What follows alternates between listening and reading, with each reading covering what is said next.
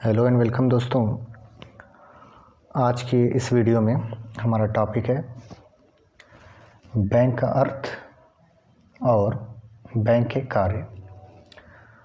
तो आइए सबसे पहले समझते हैं बैंक का अर्थ क्या है। ठीक है,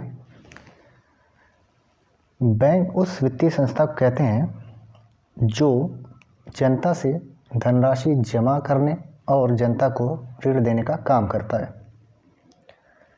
दूसरा पॉइंट है, लोग बचत राशि को जमा करते हैं और ब्याज कमाते हैं और आवश्यकता अनुसार समय समय पर निकालते रहते हैं।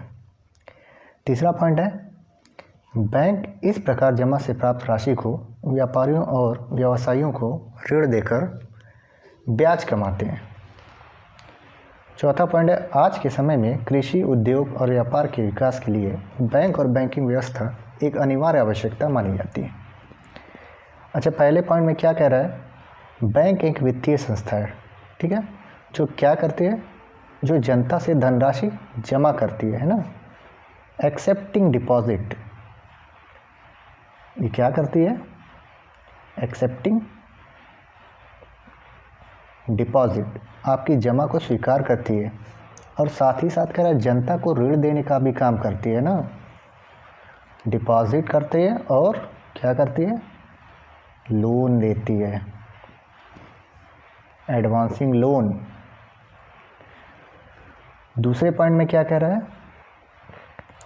ये कह रहा है लोग बचत राशि को जमा करते हैं। कहाँ जमा करते हैं, बैंक में जमा करते हैं और उसके बदले में उन्हें क्या मिलता है, ब्याज मिलता है, इंटरेस्ट मिलता है।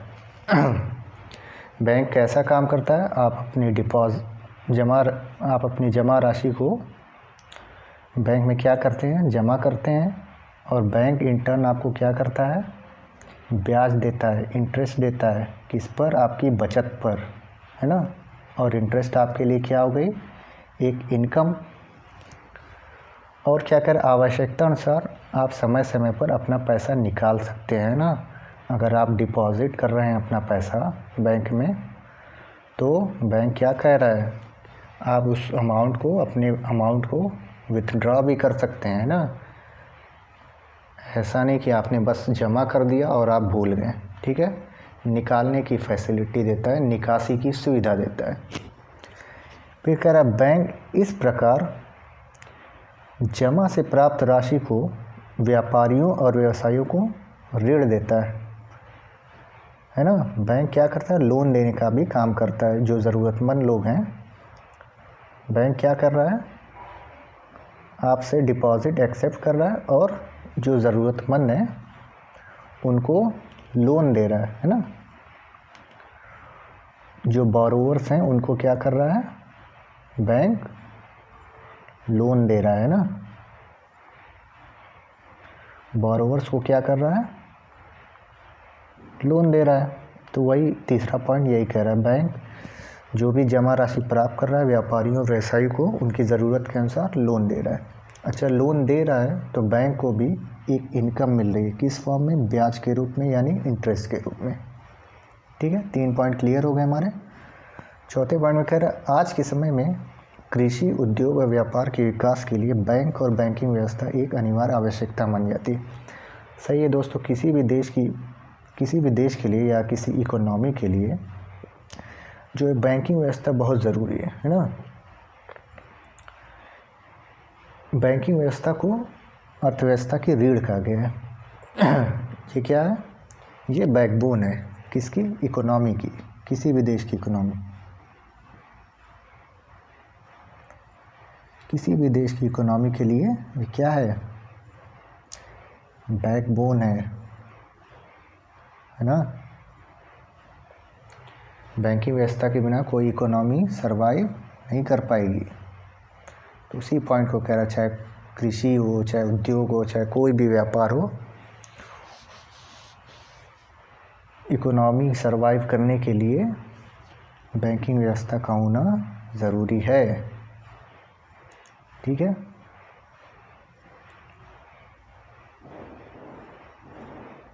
ठीक है, अगले पेज पर चलते हैं।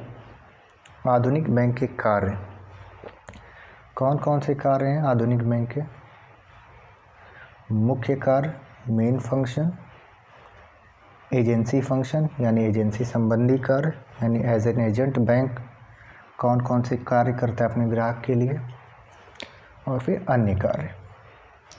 आइए देख लेते हैं सभी कार्य को विस्तारपूर्वक। मुख्य कार्य में जमा राशि स्वीकार करना, एक्सेप्टिंग डिपॉजिट्स। दूसरा है लोन देना, एडवांसिंग ऑफ लोन्स।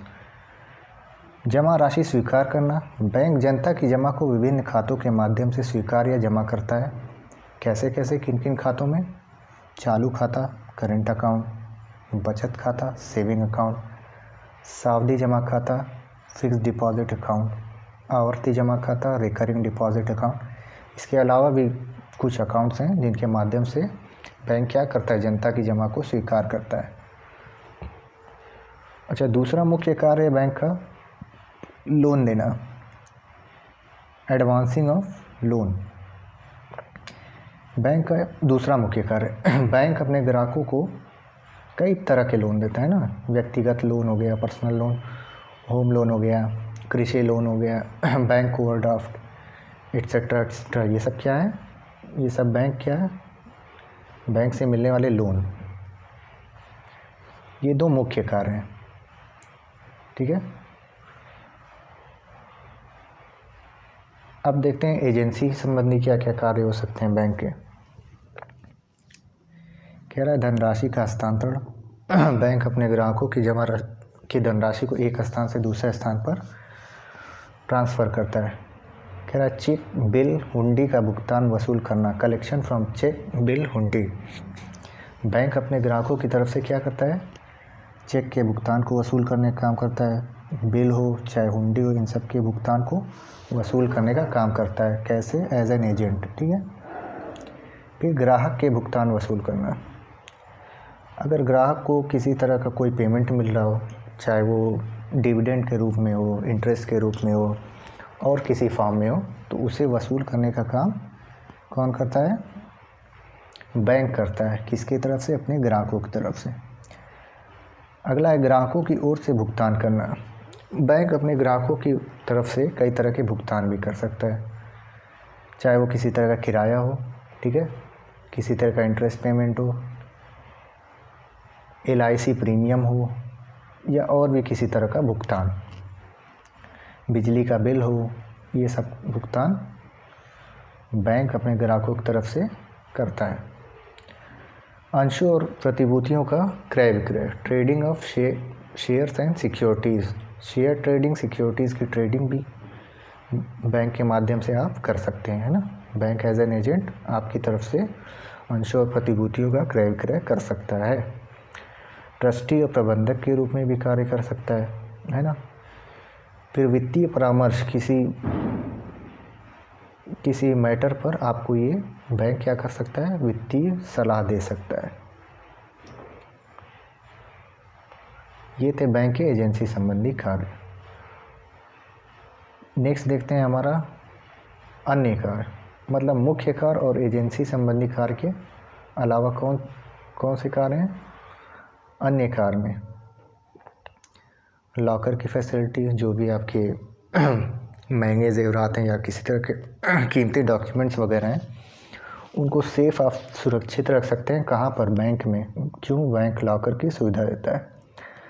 इसी तरह यात्री चेक जारी करने की सुविधा देता है बैंक।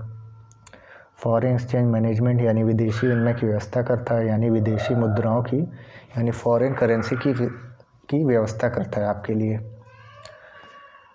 क्रेडिट क्रिएशन, साख का निर्माण, ये भी कार्य करता है। समाशोधन गृह का कार्य करता है, क्लियरिंग हाउस का कार्य करता है। प्रशिक्षण देना, किसे प्रशिक्षण देता है? बैंक समय समय पर अपने एम्प्लॉयज़ को, वहाँ पर काम करने वाले कर्मचारियों को प्रशिक्षित करता रहता है, उन्हें ट्रेनिंग देता रहता है। इसी तरह अगला कार्य है इसका सूचना और आंकड़े एकत्रित करना और प्रकाशित करना।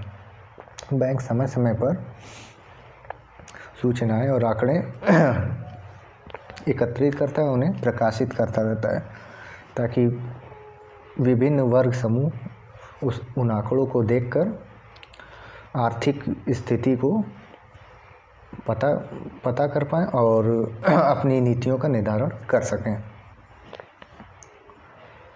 तो दोस्तों आज के टॉपिक में हमने पढ़ा बैंक का अर्थ और आधुनिक बैंक के कार्य। तो आज के लिए बस इतना ही। अब मिलते हैं हम नेक्स्ट वीडियो में। धन्यवाद।